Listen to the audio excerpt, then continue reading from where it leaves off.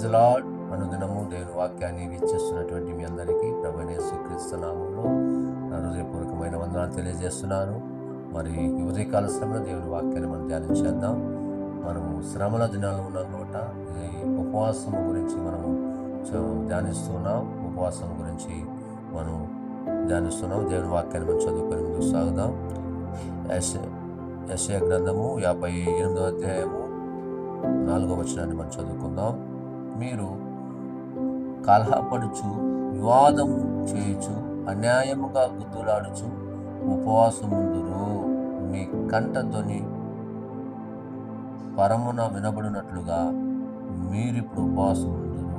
చూసారా, ఉపవాసం ఉన్నప్పుడు చాలామంది వారు కలహముతో, పగతో, కక్షతో చాలామంది గొడవలు పడుతుంటారు, వివాదముతో గుద్దులాడుకుంటారు, ఒకరినొకరు కొట్టుకుంటారు, ఒకరికొకరు గొడవలు వేసుకుంటారు. అయితే అలాగ మనం ఉపవాసం చేయకూడదు.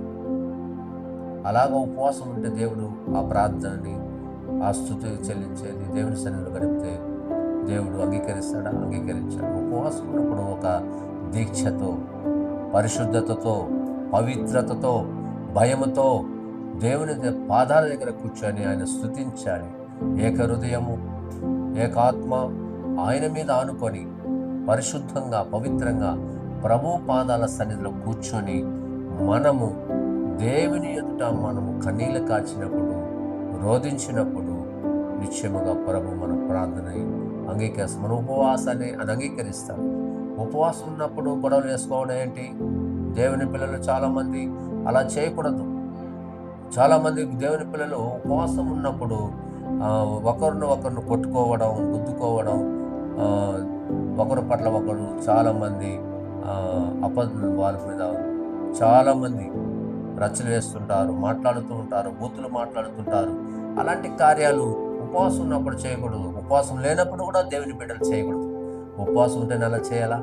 ఉపవాసం లేకుండా కూడా ఒక పవిత్రమైన జీవితమును మనం జీవించాలి. లోకములో జీవించినట్లుగా మనం జీవించకూడదు.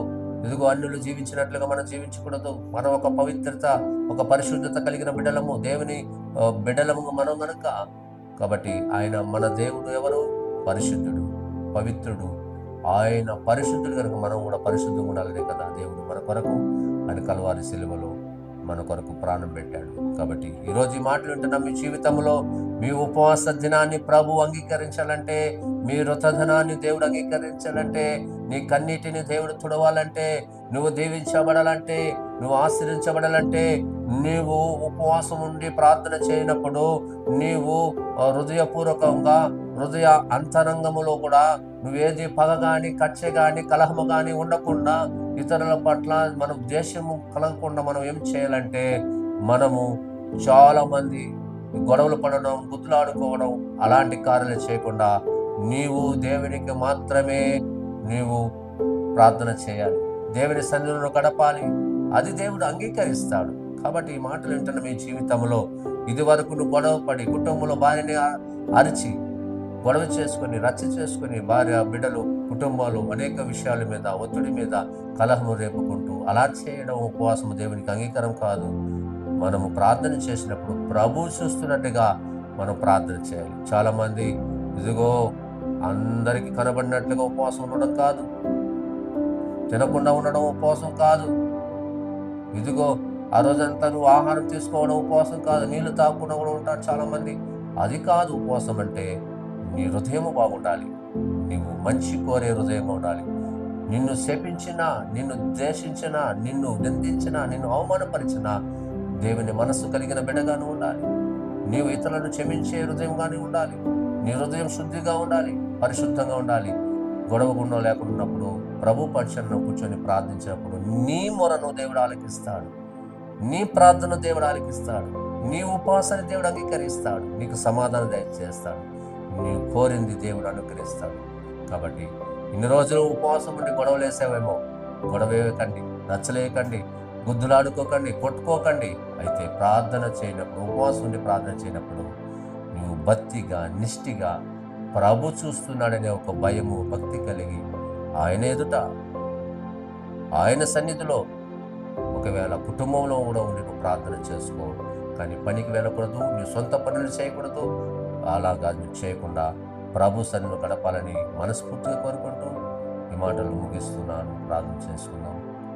సర్వాధికారి అయిన మా తండ్రి, మహోన్నతుడా, మీకు స్తోత్రాలు నాయన. ఉపవాసం ఉన్నప్పుడు చాలా మంది నాయన ఈరోజు ఈ దినాలను గొడవేసుకొని, రచ్చలేసుకొని, కలహముతో, పగతో, కచ్చతో చాలా మంది నాయన అయా గుద్దులాడుకుంటూ, గొడవలు వేసుకుని ఒకరినొకరు కొట్టుకుంటూ పోలీస్ స్టేషన్ వరకు వెళ్తూ ఉంటారు. మరలా వచ్చి ప్రార్థన చేస్తుంటారు. కానీ అటువంటి ఉపవాసం ప్రార్థన మీరు అంగీకరించరు నాయన.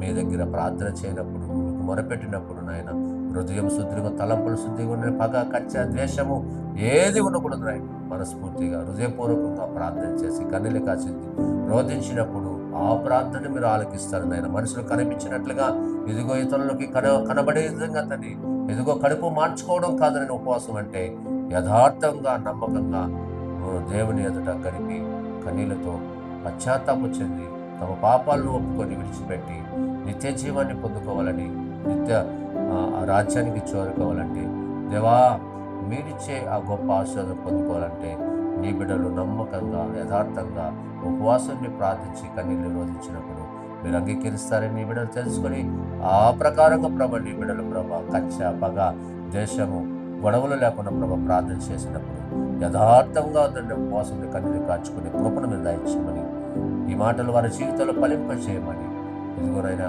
గడిచిన దినాల్లో అలాగే చేస్తుంటే మరి ఈ మాటలు వింటున్న వారి జీవితాల ప్రభావం ఎన్నడూ తండ్రి గొడవలు, పగ లేకుండానైనా మనస్ఫూర్తిగా ప్రభు సన్నిధిలో కూర్చొని ద్వేషించిన వారు కూడా ప్రేమించే రీతిగా నీ బిడ్డలను మనసును కలుగు చేయమని యేసు నామములో అడుగుచున్నాము తండ్రి.